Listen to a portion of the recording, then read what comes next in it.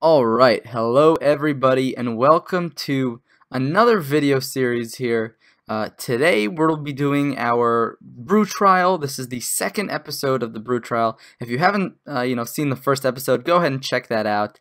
But basically this is a series where I kind of brew my own deck here, usually based around a card or two, and try to do something that no one has done before, at least to a certain capacity, right? Obviously, Modern has been around for a long time. Most cards have been out for more than, a set or two, so most people have tried most things. But the thing is, we want to try things that are both, new and not tried as much. So that's our goal here for the day. We want to kind of try out things that maybe people have, not tried as often. So we're doing that a couple of ways here, but let's go ahead and talk about the card that I wanted to build around. So I've been thinking a lot about, well, what card do I want, to play in Modern, but doesn't really have a home at all? And the card I thought of was Whispers of Emrakul. Now, if you've never seen this card before, that's okay. It's not particularly popular or played at all. And it's a card that says target opponent discards a card at random. But it says with Delirium, if there are 4 more card types among cards in your graveyard, that player discards 2 cards at random. Now, if you're not familiar, that is the effect of Hymn to Tourach, which is a legacy staple, basically. I mean, it's played, I think, in like Grixis Control and things like that, and it's a card that basically, can hit your opponent's, I guess, worst card or best card, or the 2 best cards, or their 2 worst cards, but usually, it's always hitting 2 cards. And that's the power of Whispers of Emrakul. It's this 2-for-1 that sometimes just blows up your opponent's strategy or their plan. Even if it only hits their worst cards, their 2 worst cards could still be pretty useful to their game plan. So that's what's awesome about this Whispers of Emrakul card. And having a Hymn to Tourach in Modern would obviously be quite insane. So we're going to try it out in Modern and see if we can make it work. But it's going to take some work to get Delirium, right? Delirium is not free, but there are decks in Modern that can get Delirium going. And so Delirium is best enabled when you have, 4 more card types in your graveyard, and they're enabled by cheap spells that go to your graveyard. So what I mean by that is not just cheap spells, but any cheap card type, right? So first, I'll talk about Mishra's Bauble. It's a 2-of in our deck. It's an artifact for 0 that replaces itself, when you crack it. So, sacrifice Mishra's Bauble. You get to look at the top card of target player's library. That's you or your opponent, and you draw a card at the beginning of the next turn upkeep. So you don't get to replace it right away. So if you top deck it and you need a card right now to win the game, it's not going to do it for you. But it's pretty good at enabling Delirium for 0 mana. Essentially, puts an artifact type in your graveyard. Without having to be an artifact-based deck. What's also kind of cool about it is that you can use it in conjunction with fetch lands, which you can look at the top card of your library, and if you don't like it, you can shuffle it away with a fetch land. However, if you do like it, you can hold the fetch land or play a different land entirely and just draw the card you wanted. So that's a cool thing about Mishra's Bauble. Another way we have to get an artifact in the graveyard is Architects of Will. It has cycling for a black or a blue, and it's an artifact creature. So in fact, this one puts 2 card types in your graveyard. The reason we're only playing 1 of these, even though it clearly helps Delirium quite a lot, is that it does cost mana to pay it, and all it does is cycle without any extra benefits. So we only play 1, but it's this kind of nice way that it can actually enable Delirium. It's pretty sweet. Next way we have to enable Delirium is just playing a very fair game. And what I mean by that is you play 4 Inquisition of Kozilek, that puts a sorcery in your graveyard. 4 Fatal Push, that puts an instant into your graveyard. You play 2 Thought Scour, that puts an instant in your graveyard, plus 2 other cards off the top of your deck. Then you play, Abrupt Decay, that's an instant. You play Tarmogoyf, that's a creature that sometimes dies, but if not, it gets powered up by all the other cards you put in your graveyard. You play Grimflayer, puts other cards into your graveyard from your library when you deal combat damage. And so this fuels itself because he has a Delirium ability. He gets +2/+2 when you have Delirium. But he also helps you set up Delirium. So he's pretty sweet. We have Jace Vryn's Prodigy, which is a creature. So if he dies, he helps you enable Delirium. But if he lives, he lets you discard cards from your hand and put them into the graveyard, allowing you to kind of sculpt Delirium. If there's a specific card type you're missing, you can discard it from your hand and then set it up. You can also flip and rebuy all of your instant sorceries and your Hymn to Tourach. You have one of Bitter Blossom here, which is a tribal enchantment. Both of those are an individual card type. So if Bitter Blossom is in your graveyard, that's 2 card types towards Delirium, also towards Tarmogoyf. And you can do that by either discarding to Jace's Prodigy or having it, get discarded from your hand, or having it blown up by opposing, enchantment or other non-creature permanent removal. Okay, then we also have 1 Planeswalker. Now I kind of wanted to run 2, but I wanted this deck to be able to function very well on like 2 lands, because we're only playing 22 lands, but I do like Liliana the Last Hope. I think she's really powerful. She bins 2 cards from your top of your library, and then you get to return a creature card from there to your hand. She helps you beat little creature decks, and again, she's a Planeswalker, an extra, card type in the graveyard. You get 1 of Tireless Tracker, great card in the grind, and you have 1 Maelstrom Pulse. One thing I forgot to cover here was our Traverse the Ulvenwald, which is another way to take advantage of Delirium. So I thought, like, building a whole deck around Whispers of Emrakul seems kind of silly. Why don't we have like 4 Traverse as well? Let us kind of cherry pick whatever creature card we want from our deck into our hand. So that's why you see a lot of 1 of creatures here, like 1 of Scavenging Ooze, 1 of Grimflayer, 1 of Tireless Tracker, 1 of Hostage Taker, which is a cool card. You get to exile an opponent's creature and then cast it, if you have remaining mana or the following turn for its mana cost, but you can use any mana to pay it, so you don't have to be in the same color as the creature that you take. And then also 1 of Tasigur, as well as 1 of Ishkana. So a card you don't normally see very much, but Ishkana is when you have Delirium, you get to put, I believe, 3 1/2 green spider creature tokens with reach onto the battlefield, and then its ability can close out the game.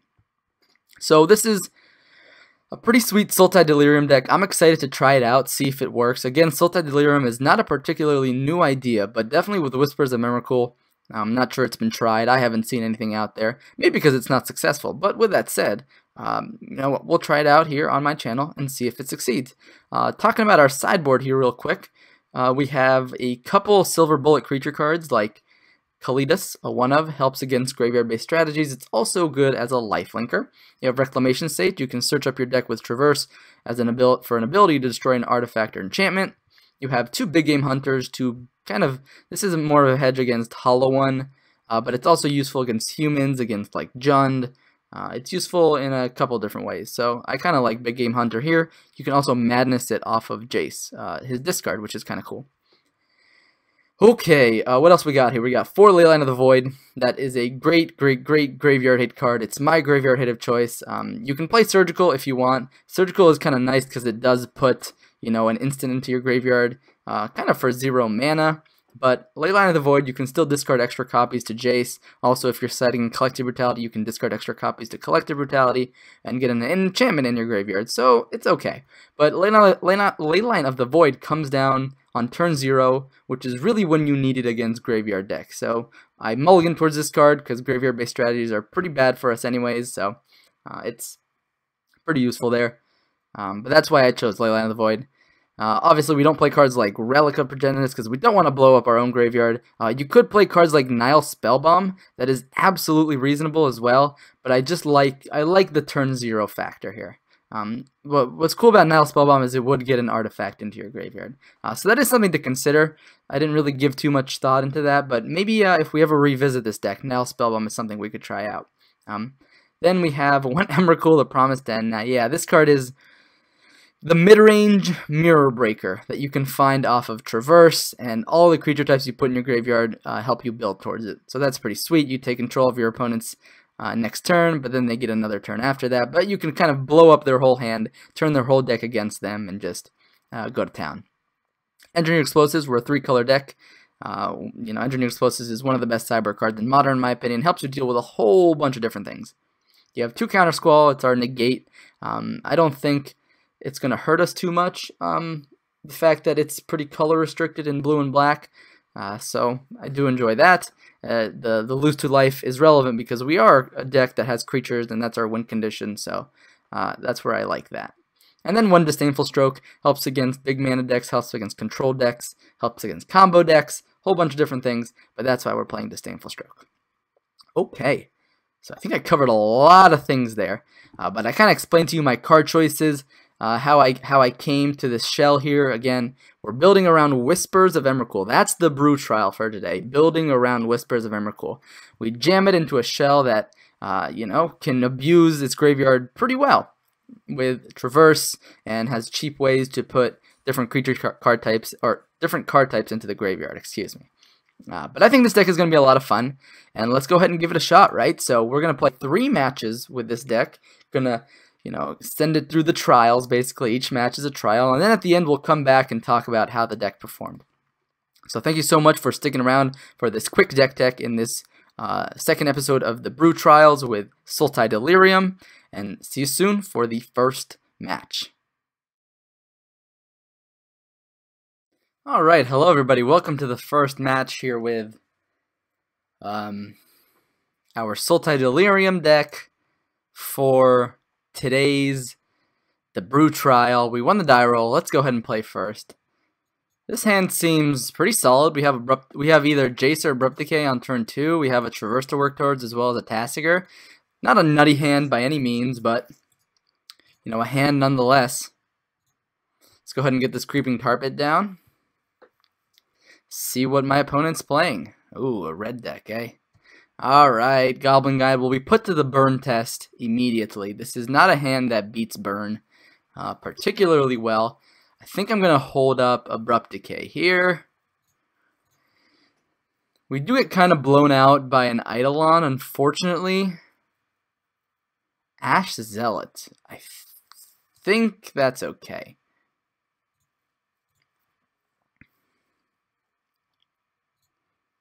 What do you got for me? A land on top. Let's go ahead and kill the Ash Zealot. Alright, so this is going to be like maybe mono red of some sort. Okay. I think we will be able to get Tasigur down this turn. Maelstrom Pulse is not a bad pickup either. Man, we're kind of just blowing up our own Delirium here with Tasigur, but I think it's worth it. Let's go ahead and get a Forest here. Definitely want to get a blocker down. So we can get a land out of here, get a sorcery out, because we already have a sorcery. Probably keep around the Abrupt Decay, though. And now if my opponent wants to 2-for-1 by like Goblin Guide plus Bolt, I think that's okay. That saves us basically 5 life. But we'll see what my opponent has to follow up here. Obviously my opponent is also playing quite a bit of a brew, so... Alright, goblins, okay. Not really goblins, but kind of goblins. And now I feel like I'm in a really nice spot because... we can go ahead and just jam everything we want to jam here. We can jam a Goyf, jam Jace. If one of these dies, along with a fetch land, we can turn on Traverse.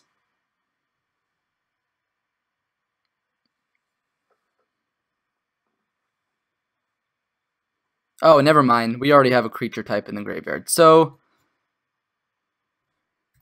that just dies to Maelstrom Pulse, though. Alright, they bolted the Jace. Fair enough. So I think we're going to want to just lead on Inquisition. Well, hold on. Fetch, get a Swamp. Reason we do this like this, so that we don't have to use our one... I guess we didn't really have to. Wow, they just got nothing. This looks like it's mono red Devotion? Oh, and I'm getting the Ishkana here. Oh, you know I'm getting the Ishkana.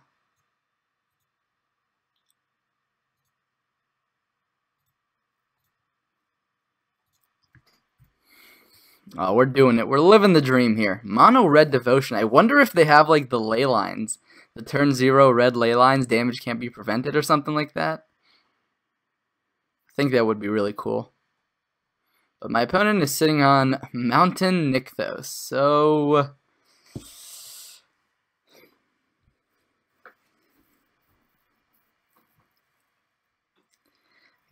I guess like a Boros Reckoner would be kind of annoying here. Alright, they just played Mountain, said go. Another Traverse. Don't mind if I do, but I think just playing another Tarmogoyf. Sorry, just playing Ishkana.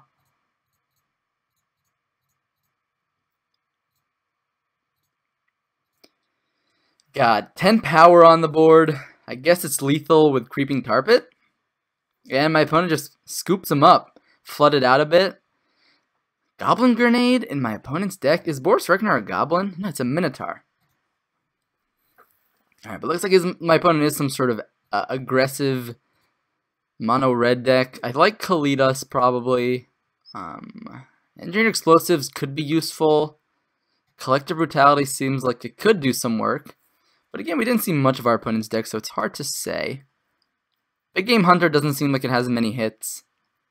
Counter Squall could be reasonable, but probably a bit too mana intensive against a like Lightning Bolt Goblin Grenade deck.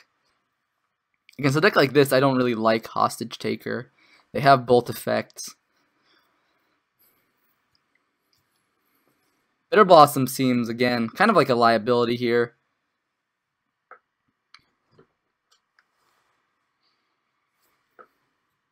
Definitely want a removal. I wonder if Liliana is good enough. She shrinks some of my opponent's creatures a reasonable amount.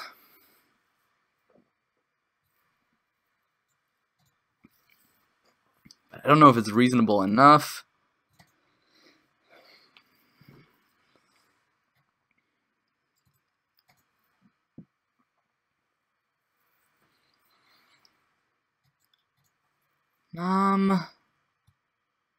Overall, I think, I mean, should we expect any graveyard hate like Tormod's Crypt? Maybe we want to trim one Traverse.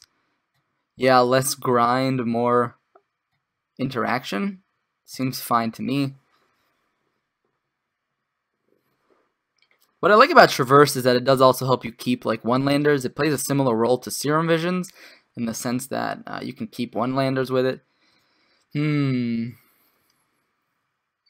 This is 5 lands. Yeah, this is basically 5 lands Abrupt Decay. This is what happens. Yeah. I guess Scavenger Ooze is a good magic card. I'll keep it on top.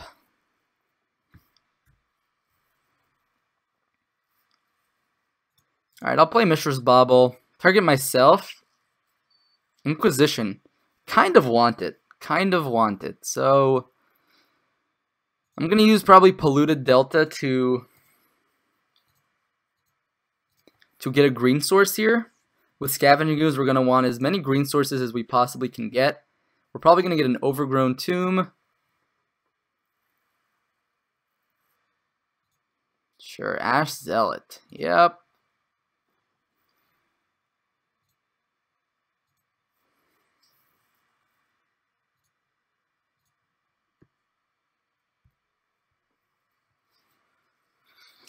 Tireless Tracker. I think here I'll just Inquisition. It's very likely they just have like a Boros Reckoner here, and that is something that I can't answer. Alright, Goblin Chainwhirler, Lightning Bolt, Surgical Extraction. Now this is a hand we can beat. So we probably just take the Chainwhirler. We'll play the Watery Grave tapped. Next turn we play Goyf, it's a 4/5. I guess they can. Well, no, they can't quite. Although they could with Surgical Extraction. Yeah, never mind. I'm like double. I'm outplaying myself here.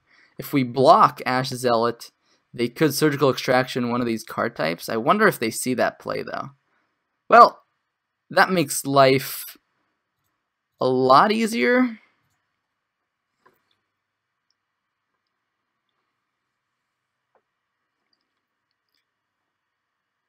Now we get to strip the bolt. If they don't bolt us now, then we get to Demon Fire. What in the world is Demon Fire? Deals X time to any target. If a creature would dealt damage would die this way. If you have no cards in hand, the spell can't be countered and the damage can't be prevented. I think we still take Bolt. Is that an instant? It's Demon Fire an instant. It's a sorcery. Wow, Goyf is a 5/6 now. Again, at any point they could Surgical Mishra's Bauble, get an artifact out of our graveyard. Alternatively, they could just do the Inquisition as well. Kind of depends what they care about.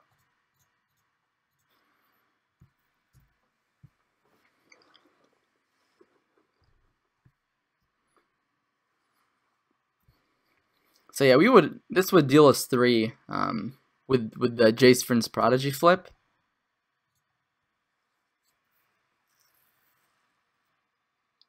I think we can even start getting aggressive with Goyf. Or we just play Tireless Tracker and hold back.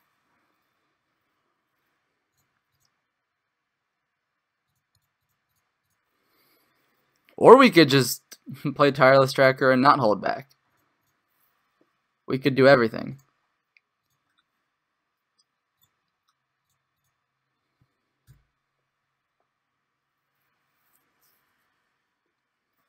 Opponent's not going to block. Makes a lot of sense.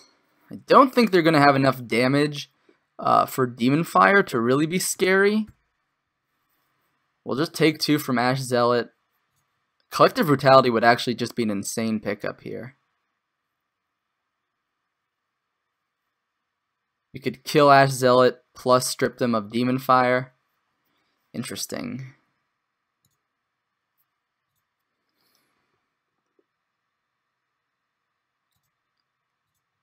Kind of just like attack with Tireless Tracker.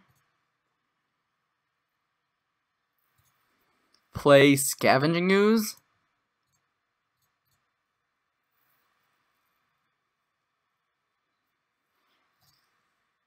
Now we have some blockers back. Demon Fire looks like it's really not going to get my opponent there, especially when they have so little devotion. Well, they're making their land drops. Hopefully they don't have like an Inferno Titan. That would be kind of scary. Alright, looks like my opponent just got nothing. We'll eat the Goblin Chain Whirler. Get an island. Crack a clue. I guess that shrunk Goyf. I didn't think about that. Let's see, that's 3 card types in the graveyard. So Traverse, not turned on right now. Speaking of...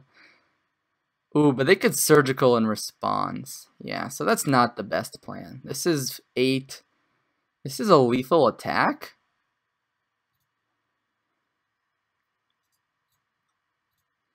So let's do it. Let's get in there.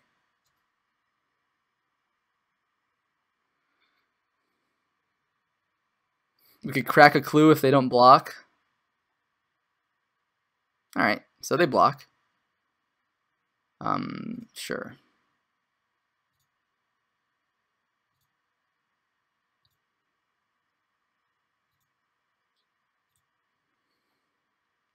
And now I don't see an out for my opponent, but I obviously don't know their deck, so I'm not going to make any assumptions here.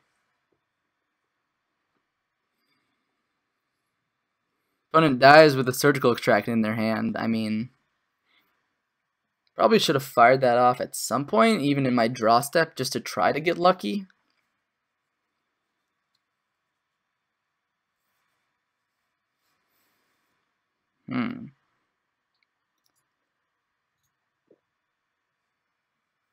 We got something here.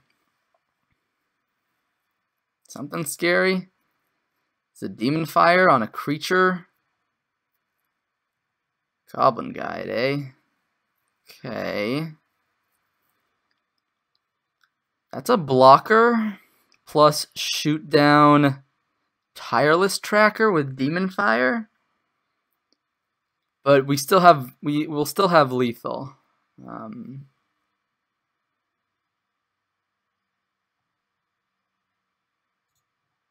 I guess I'll eat the Ash Zealot here.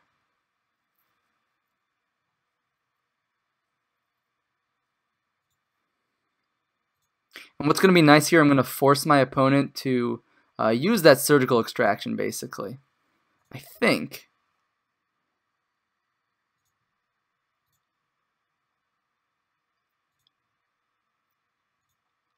So we'll cycle for a blue.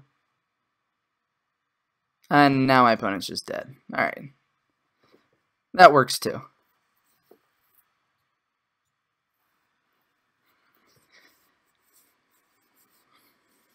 Sweet, Sultai Delirium getting there round 1 against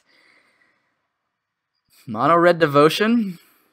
Alright, both of us on that Brew train, but that's okay. We came out of there victorious. Had fun. Deck performed. Never saw a single copy of Whispers of Emrakul, but that's okay. The deck still got us there. But that's important. Like, when you brew around a certain card, you got to make sure that the deck doesn't just fall apart when you don't draw that single card, right? So Whispers of Emrakul is just kind of gravy on top of the Delirium engine. But, yep, that was match 1 there against Mono Red Devotion. Stick around for the second match in this Brew Trials series, second episode with Sultai Delirium. I'll see you guys in just a moment. Alright, hello everybody, welcome back to the second match here with Sultai Delirium in this episode of the Brew Trials. This looks like a pretty solid keeper.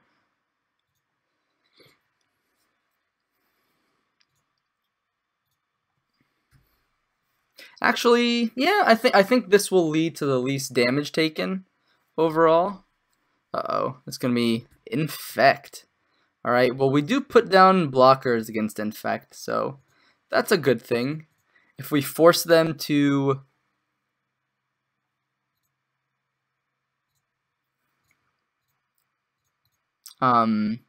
use a pump spell to fight through this Grimflayer, I think that's a victory. It's a shame here we don't have any of our discard or removal. Abrupt Decay would be quite good in this matchup. Ooh, do they have Blighted Agent? Do they have... What do you got for me, opponent? Tapping out Core Claw. A Core Claw Mirror. Okay. I wonder if they're going to attack. That would mean they probably have Mutagenic Growth. Here, I think we need to definitely take the turn off to hit this Ichor Claw Mirror. Definitely the scariest card my opponent could... They could like equip a Rancor to it and then it just gets out of control. This at least forces my opponent to burn a couple spells here to fight through this Grimflayer.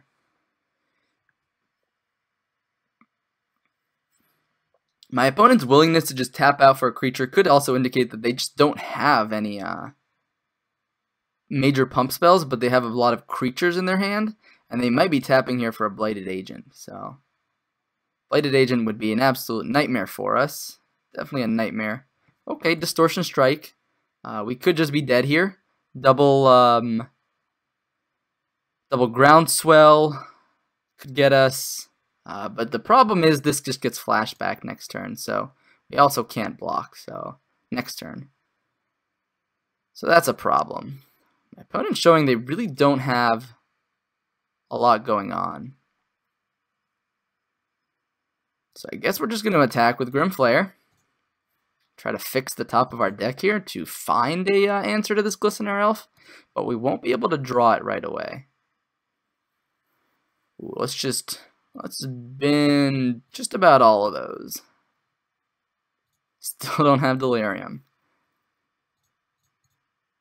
I think playing Jace here is gonna be important.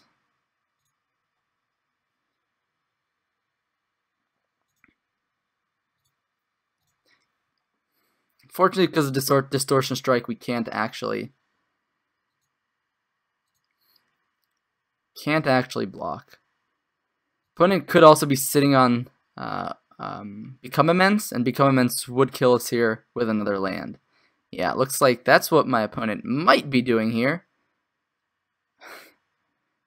I think that's what they're doing, and they're just saying, like, you know, you don't have Fatal Push. I know you don't have Fatal Push.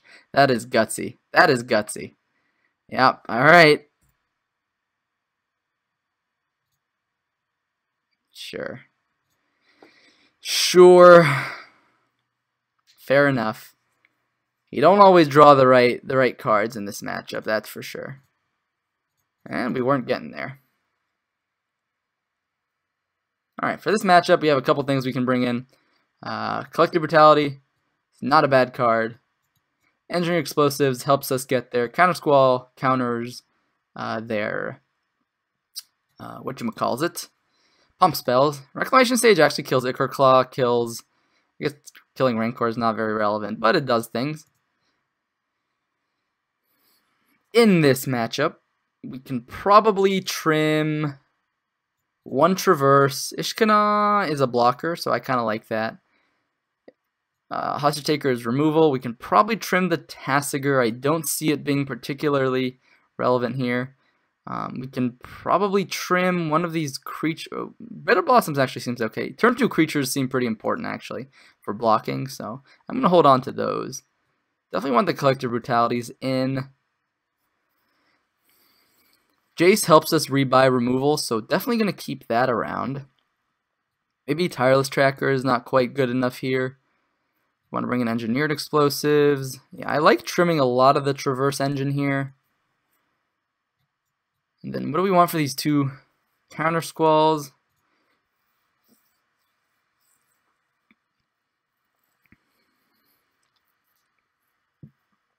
Definitely want them in here. I think that's for certain. Scavenging Ooze helps fight through opponent's graveyard. Grimflayer is kind of just a bad 2/2 in this matchup, so I guess I'm going to cut that, even though I said I was going to keep in all of my creatures. Again, Delirium is still quite important for Whispers of Emrakul. That's a great way to shred our opponent's hand.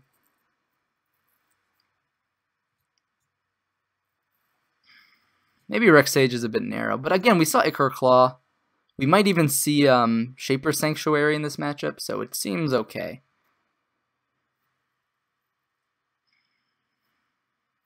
Maybe I just cut the Skoos. That seems fine. That seems fine. What's the worst that could happen?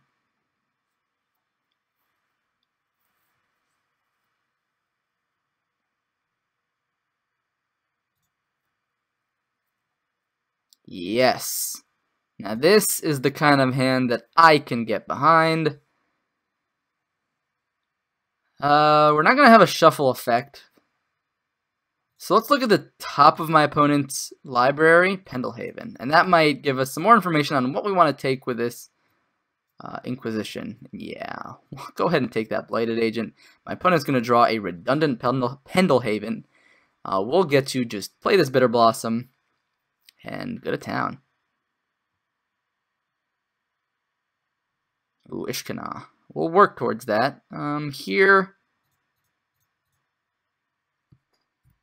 just play the Bitter Blossom. But it plays their island. Basic island out of Infect is interesting, but we saw Yavimaya Coast last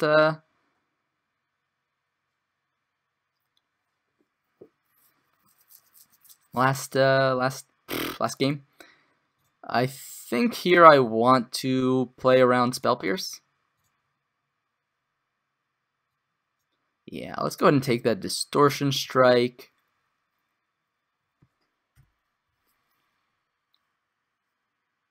See, 1, 2, 3, 4, 5, 6. So that's where my opponent's hand ends. Glistener Elf was a mighty fine pickup. Now they can play the Pendelhaven as well. Yeah, sure.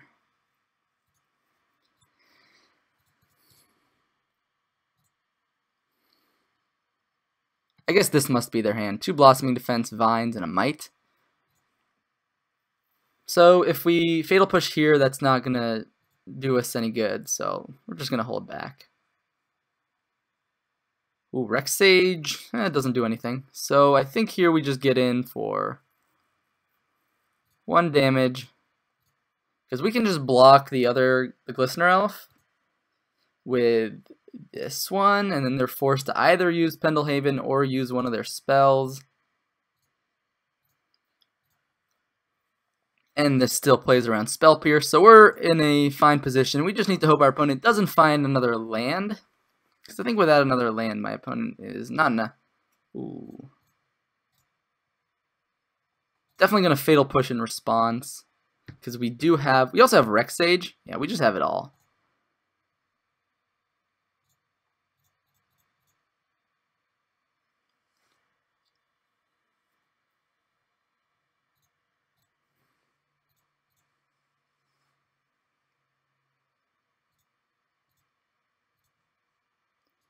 Still a bit away from Delirium, but a fetch land gets us Delirium.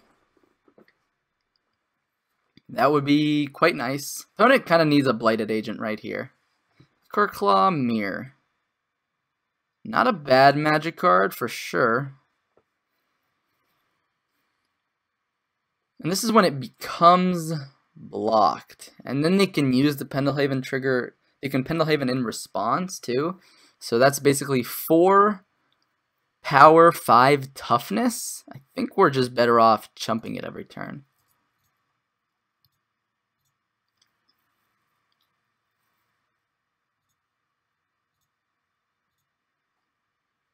I mean, I could even just play Ishkana here, just because. Yeah, why not? I mean, this Bitter Blossom is giving us plenty of blockers or attackers. We have an infinite blocker. If our opponent chooses not to attack this turn, then we can just attack with our fairies in the air and still get there. Wow, second island out of Infect. This is why you don't see many Infect lists even play a second island. So our opponent's going to be is on kind of a budget list here, and you can see how it definitely impacts them. All right, yeah, opponent notices they can't really attack here.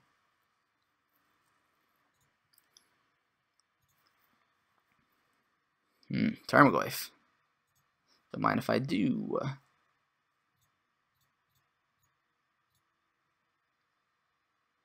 What if I just attack with Ishkana here? I kind of like that. Alright, still no blocks. I'm going to save this Whisper. I'm going to die with this Whisper, so... Yeah, even Distortion Strike doesn't kill us, so... We're in a pretty fine spot, I think. Even a second Forest doesn't kill us. So they're just... They're a goner. We know 4 of the 5 cards. Man, this Whisper just didn't get there, huh? What a shame. What a shame.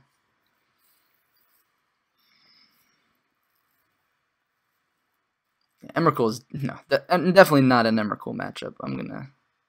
My eyes went towards there for a second. I was like, maybe I can bring in Emrakul, use all their pump spells when it's not good, and then have an amazing blocker. But now that I think about it, like we didn't even get to Delirium that game, and it was turn 5, so definitely not the matchup for Emrakul.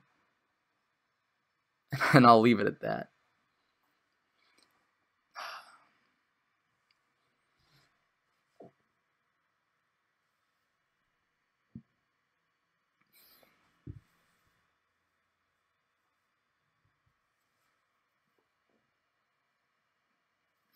Excuse me, guys.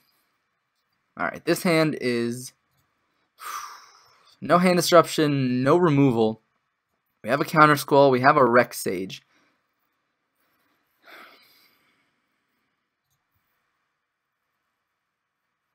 Jeez. Well, this hand is much worse. Whispers of Emrakul, not what we need right now. Gosh. Shaper Sanctuary, sure. Now that Rex Sage would have been nice. Alright, now hopefully we can just strip my opponent of their only threat. Perfect. Perfect. Now we hope they don't rip another threat off the top. And we're fine. Alright, there's their second Forest.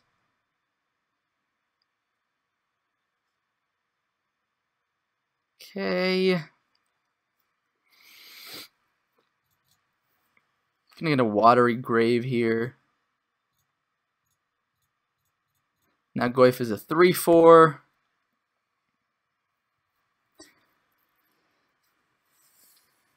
Guess we'll work towards this Ishkana. Hope to find some Delirium enablers along the way. Still no creature from my opponent's side. Always a great sign for us. Whispers of Emrakul, eh?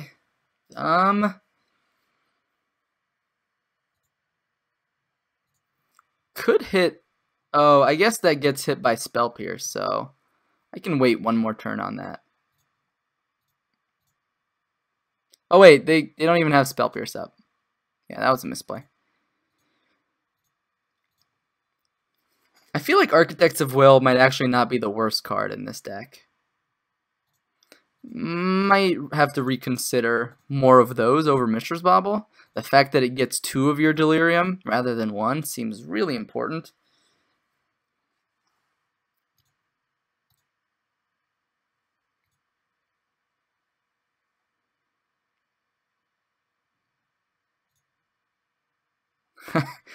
Speak of the devil. Yeah, I think I'm going to, well, yeah, let's go ahead and cycle it. Oh, wait.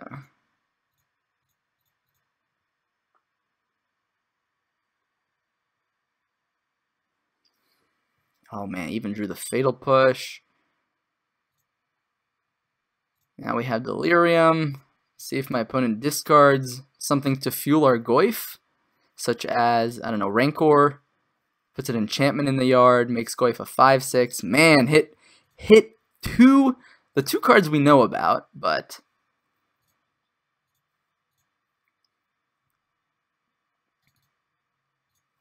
did grow our Goyf.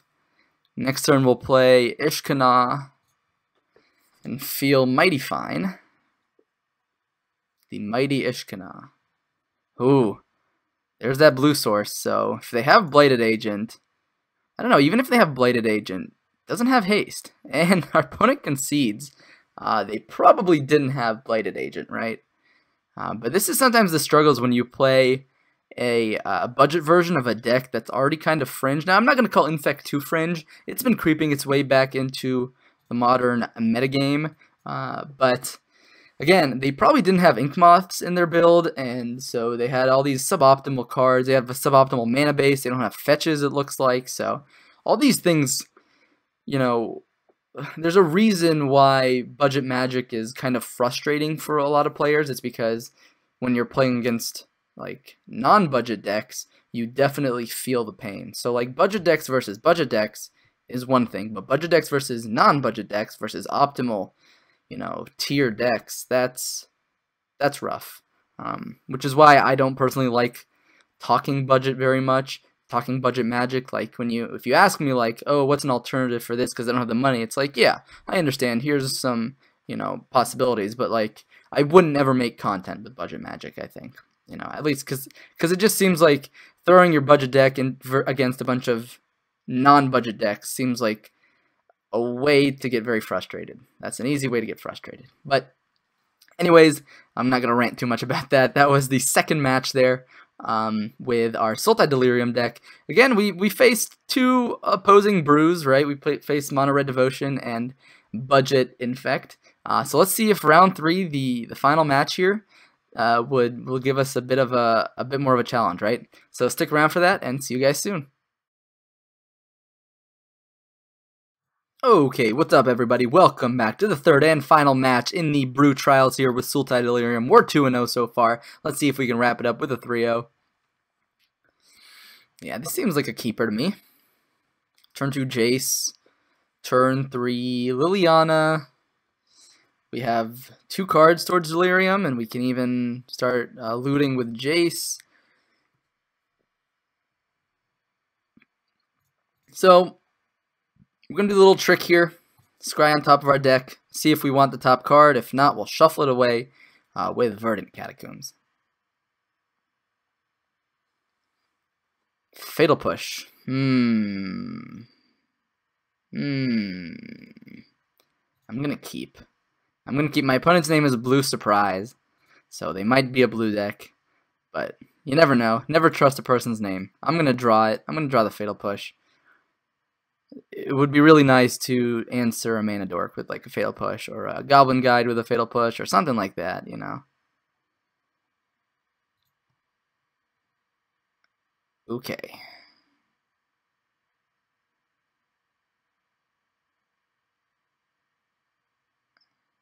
What you got for me? Hallowed Fountain. Well, guess I should have seen that one coming. Surprise! It's a blue deck. Serum Visions? Oh, Niv Magus Elemental. Okay. So, definitely feeling rewarded here for my Fatal Push decision. There's just so many decks in Modern where that's a good thing to do. And Niv Magus Elemental deck kind of makes me feel like they're an aggro deck. So, I'll go ahead and try to kill it. Hopefully, I mean, yeah, it's non-damage based removal. I don't think they have a way to save it with 0 mana available. Okay, so that worked out.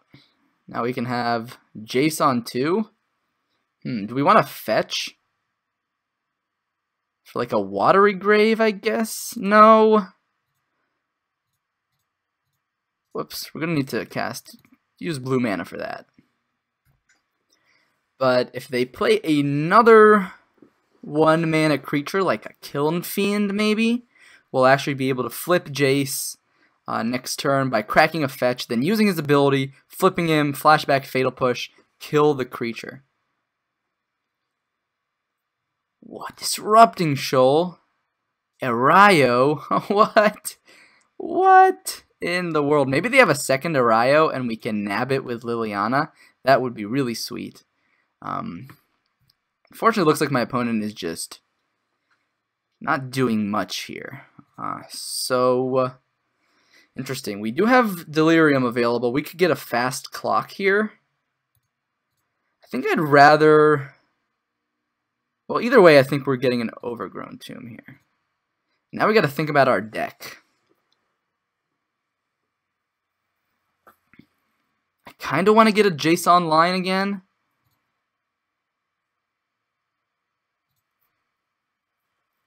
Kind of want to get a Jace online.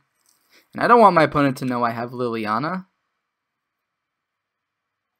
See if my opponent has another Disrupting Shoal for X equals 1. Off of like a cantrip or a Path to Exile or something.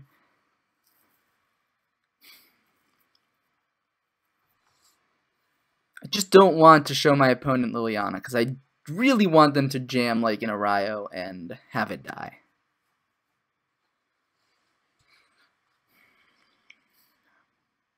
Commandeer. What in the world is my opponent up to here? Discard Kami. Discard Spell Queller. I guess they get to search their deck for an island now. Fair enough. Opponent is doing things. Things have been done.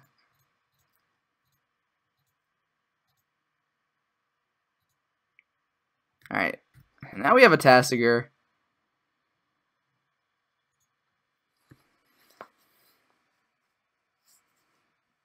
So we're definitely kind of giving ourselves a crutch here in terms of Delirium, but at least we have a threat, right?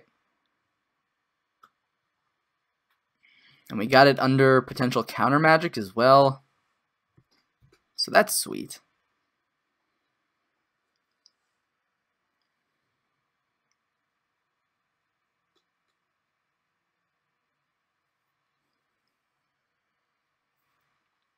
See if my opponent has like a Path to Exile on upkeep. That would be annoying. Although, yeah, upkeep is okay if they think we're a counter magic deck.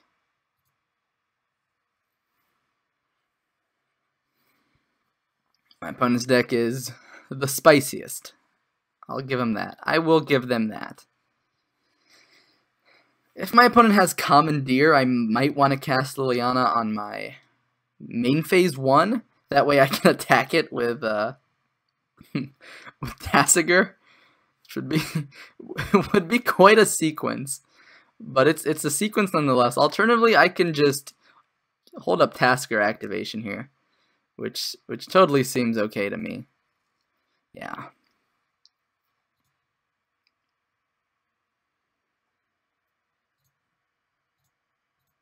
If my opponent, you know, does something in response here, then we can make a move.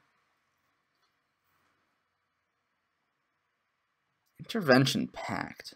Next time a search should prevent. Okay.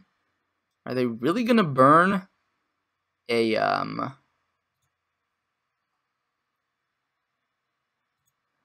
what's that spell's name? I totally forget.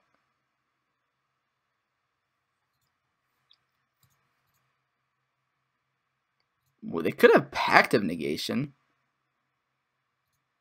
Yeah, I think I just want to activate here. I don't want to let them the God. We'll see the spell in a second. 100%.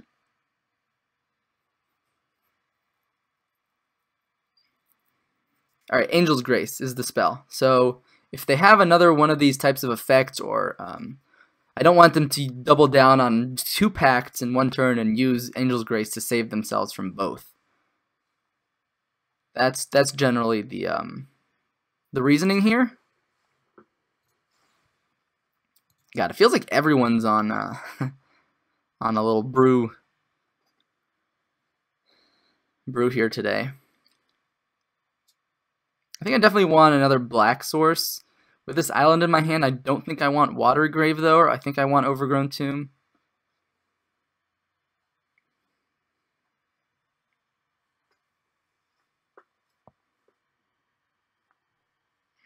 Seems like an odd time to use Intervention Pact. It's not like I was about to kill them with this Tasigur. Usually you're supposed to save that Intervention Pact for when you really need it.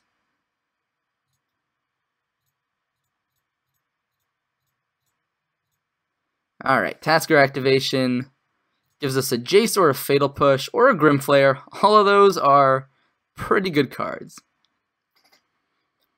I think my opponent's just going to have to give me back Grimflare here.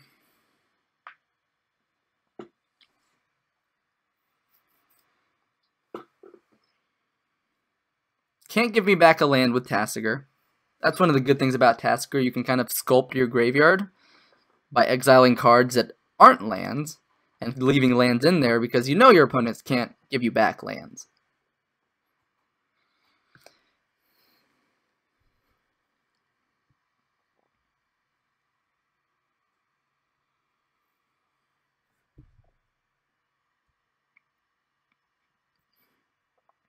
I guess what's cool about Intervention Pact and all these free spells is that Nivmagus can eat them all. Ooh, give me back the Jace. That's interesting. I guess at this point they don't think their win condition is going to be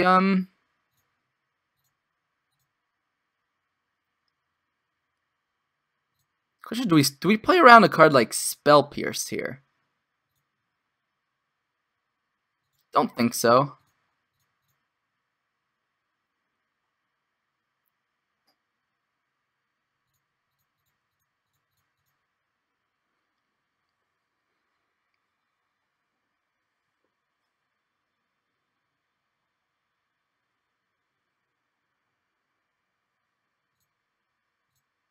I think we'll just go up on nothing and say go.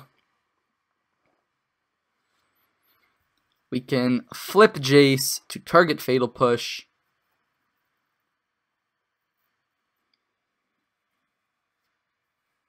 They could have Spell Queller in their hand. They did hit land number 3, so I don't know, anything could happen here. Could have a Detention Sphere.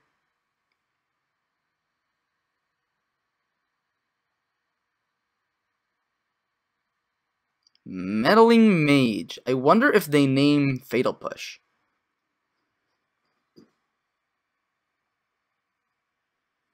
Alright, they do name the Fatal Push. I think that's probably a correct move for my opponent here. So here I'm going to try to flip Jace. Oh, baby. Yeah.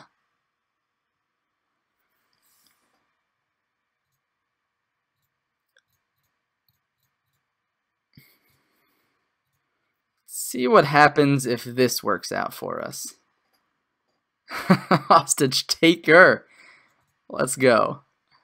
Bet you didn't play around that one, huh?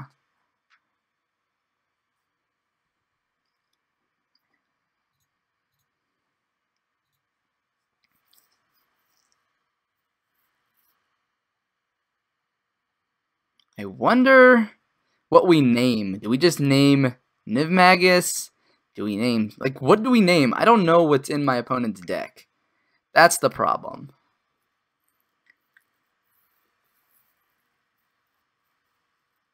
Probably just, ooh, I'm going to have to shock here. I am putting myself to 8, but I guess I'll name Intervention Pact or Angel's Grace. Angel's Grace seems a bit better.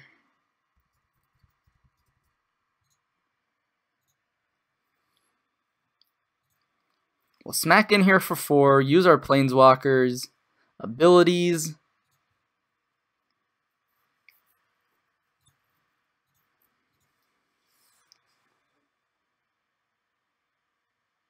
Intervention Pact? You don't have double white, sir.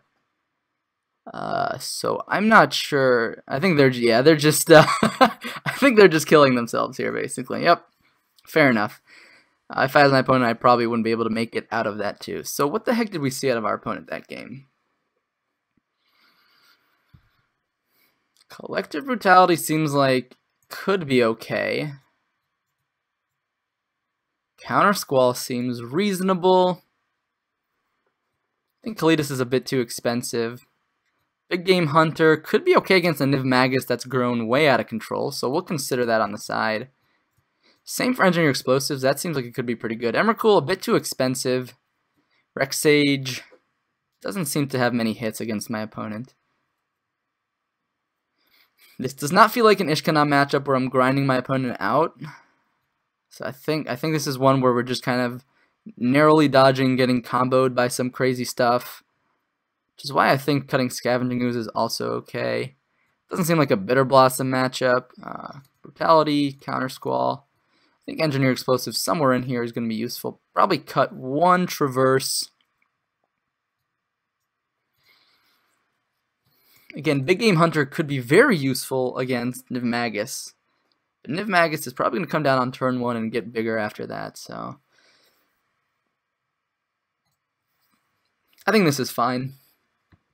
If we see that we sideboarded incorrectly, we'll go ahead and sideboard in these Big Game Hunters. But I think, in general, we take out a bit of grind, we bring in a bit of interaction, and we should be okay. We got 4 Inquisitions, 4 Fatal Pushes. Now we've got 2 Collective Brutalities as well. I don't know.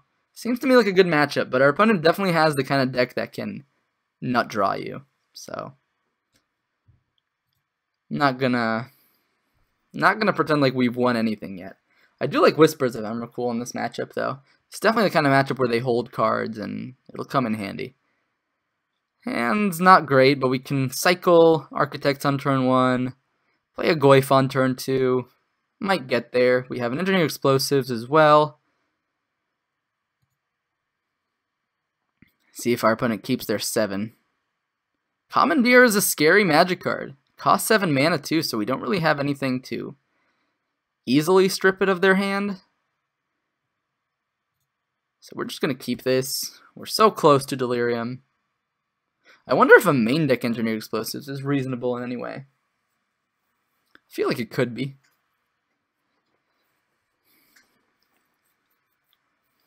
Alright, how did my opponent scry? Scry to the bottom, always good to see.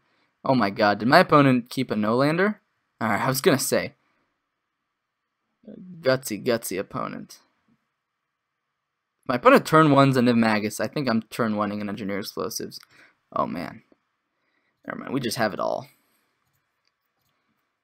We have the interaction, we have the clock. I mean, I guess we can always get our clock commandeered. Guess that's a thing. Thing we should be worried about. Alright. They do have a land. It looks like they're fetching.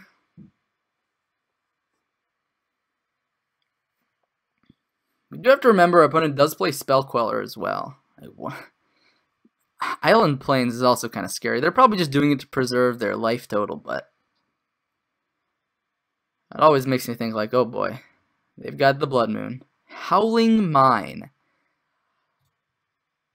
Okay, yeah, that's a card.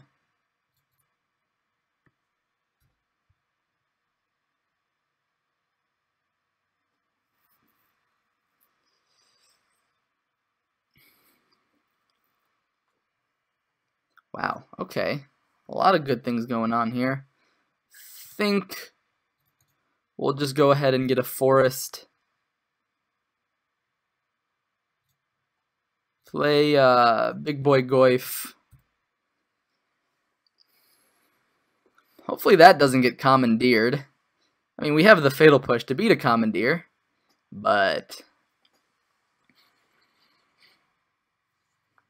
now my opponent gets to reload with Howling Mine. That's kind of cool. So maybe Rex Stage definitely comes in if we go to a game 3. Oof, that is scary. Now they can like Erayo us potentially.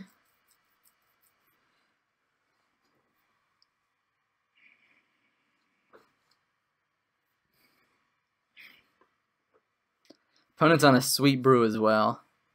Not only are they a brew, but they're a brew in blue-white colors.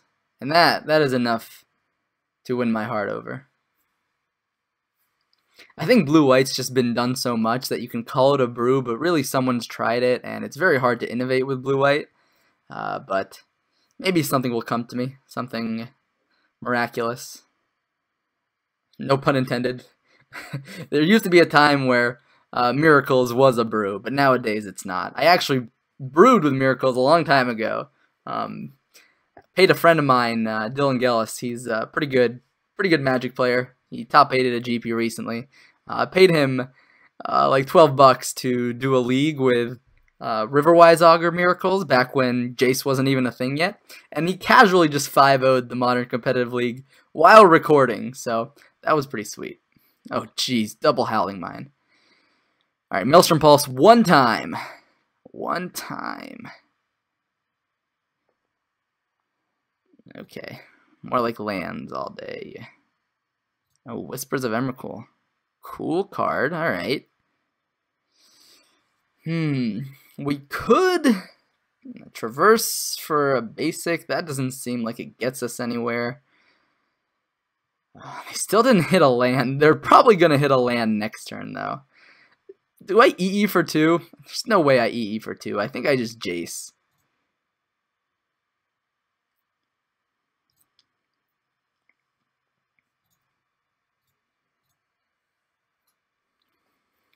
I think I Jace, discard, Pact of Intervention? Why?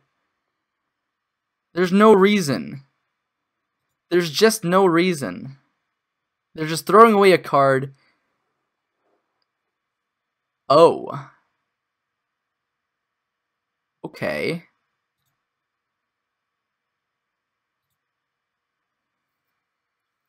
Interesting. Gives us a Fatal Push target.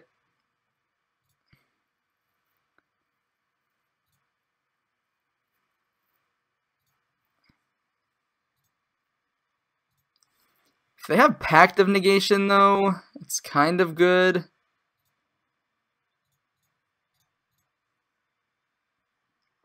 But I'm doing this now so that I don't have to discard, although maybe I'm overvaluing this discard. I guess I could have Whispers of Emrakul here. That would have been kind of nice while my opponent's on 2 cards. But next turn we can Whispers of Emrakul, flip Jace, do it all again. Oof. Yeah, try to beat that through a Howling Mine. Jeez. Yep. But it doesn't have to pay their pack triggers because Angel Grace says they can't lose the game. So not paying these says they lose the game, but then they can't lose the game, so they don't lose the game. Hopefully that made sense to you. And the longer we play, the more we're playing towards a Maelstrom Pulse. So, did my opponent find land numero trace? Land numero trace. That's the word I'm looking for. Okay. This is gonna be good. This Whisper is gonna be good. Oh, there's the Maelstrom Pulse too. What are the chances they have removal for it? Or a counterspell for it?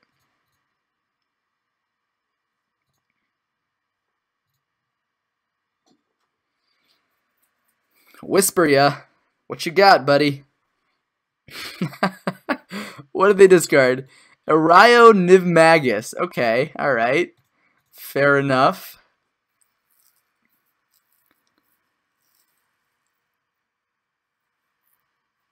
We're doing it again. We're gonna whisper again. We can probably discard this redundant Jace, I imagine.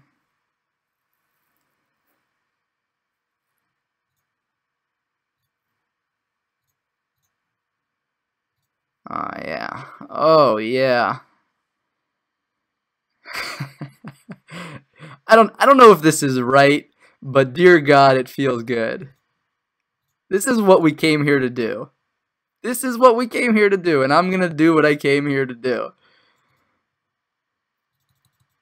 Oh man. Oh, is that actually the only sorcery in the yard? Maybe I should have done that post-combat. Although I guess this kind of plays around Intervention Pact.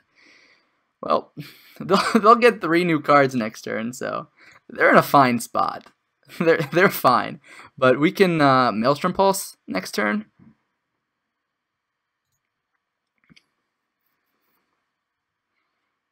Alright, one of those is a land. That's good. I guess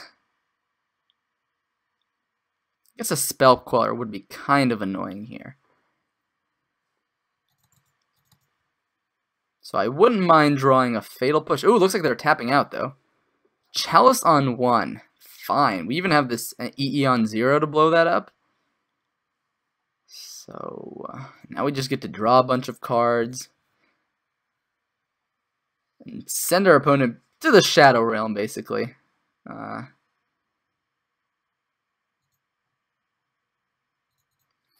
I'm so sorry, opponent. This is... their deck is clearly doing pretty sweet things, but I didn't come here to mess around.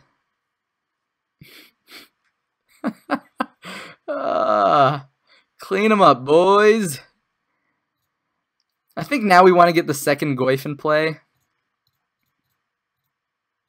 Just double down on our clock.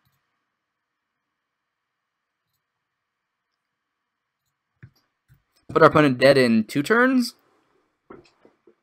Because next turn we attack for 10, and then the following turn we attack for 10. If my opponent F6 here, I'm going to give them a chance here to not skip through their turn. But looks like the old Whisper, Flashback Whisper was enough to get the job done. Oh, man. I mean, again, I don't know if that turn was particularly optimal, but it was fun. It was...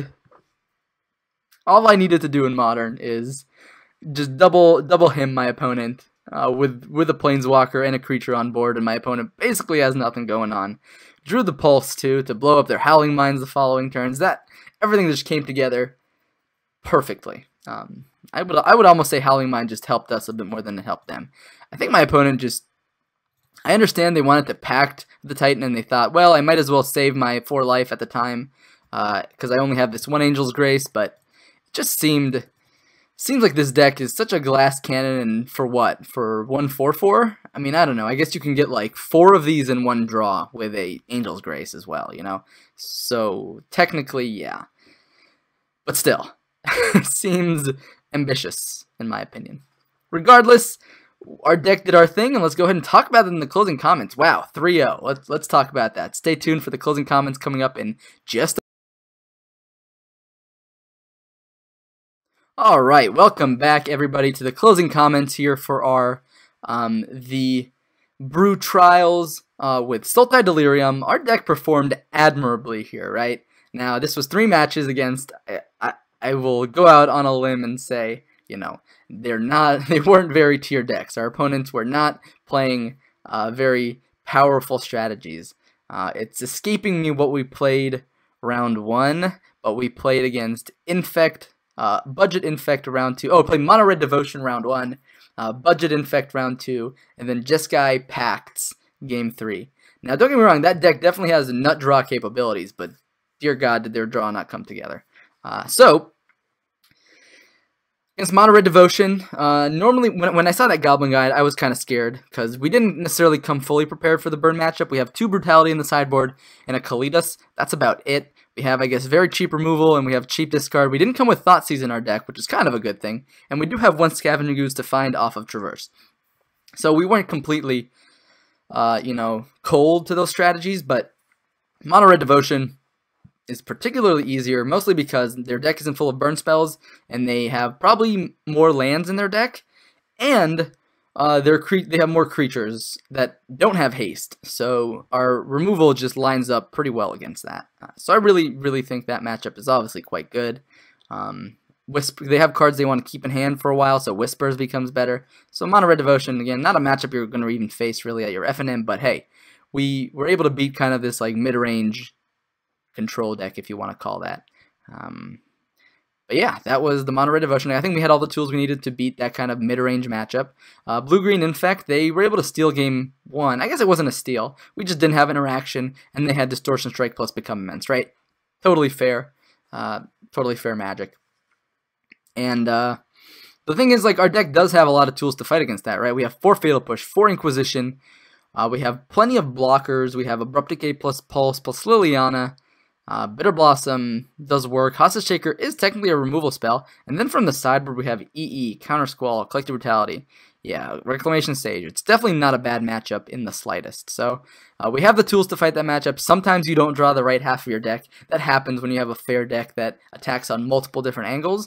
But we ended up getting there in game 2 and 3. We found our Inquisition. We stripped them of their threat. We found our Fatal Pushes. We timed them correctly. And overall, everything just worked out in our favor.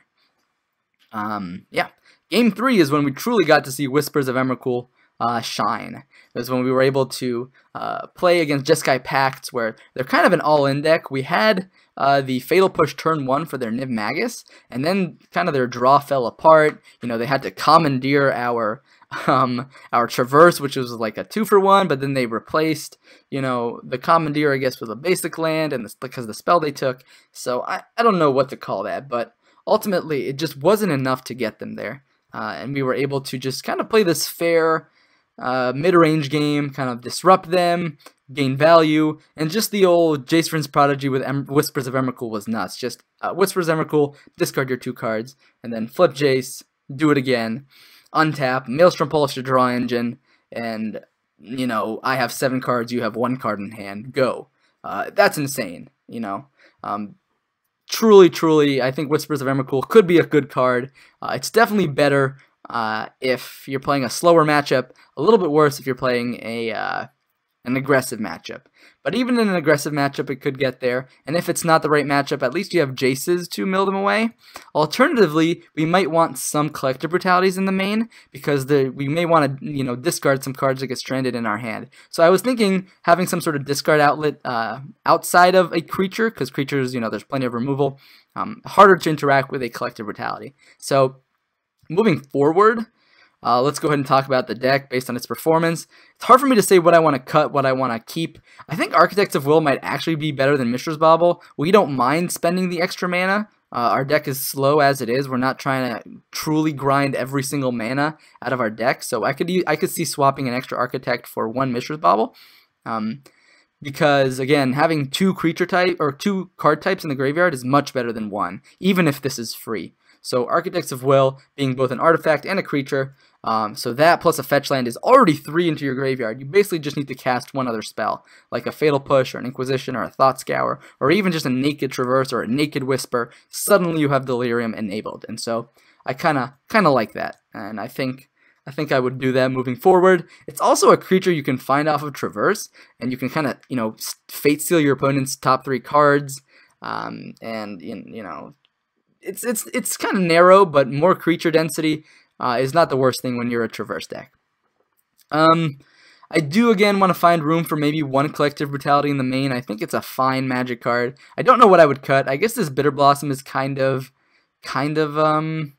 flex. Maybe the 4th Traverse is also kind of flex. Maybe we don't need all 4 Traverses. But yeah, I think multiple things we could do here. Hard for me to cut the Bitter Blossom because Brutality plus Bitter Blossom is just so awesome in enabling Delirium. You can discard the Bitter Blossom. That's another 2 card types in the bin. And it's also just a really powerful Magic card on its own against, mid-range and control strategies, and even against certain creature-based aggressive strategies as just a bunch of infinite blockers. So I like the idea of Bitter Blossom, and it definitely showed its strength in the Infect matchup as well. So that's my take on it overall. But I do think having 1 Brutality main, 2 in the side might be more efficient. It's also an extra piece of removal in the main deck, putting us up to 7 pieces of targeted removal. And then we also have Liliana the Last Hope as number 8, Hostage Taker is kind of number 9, and Jace as number 10 through 12. So we definitely have a lot of interaction on that end. In terms of our sideboard, maybe just go down to 1 Big Game Hunter. Obviously, we didn't face the decks we expected to face, so it's hard to say whether our sideboard was good or bad. But overall, I think the sideboard is strong. It attacks many different types of decks, having both counter magic, extra removal, top end like Emrakul. I think we have a lot of good things going on here, and I can't say whether or not our sideboard is correct or not here. I do think maybe like a Shriekmaw in the sideboard could be good over one of these Big Game Hunters.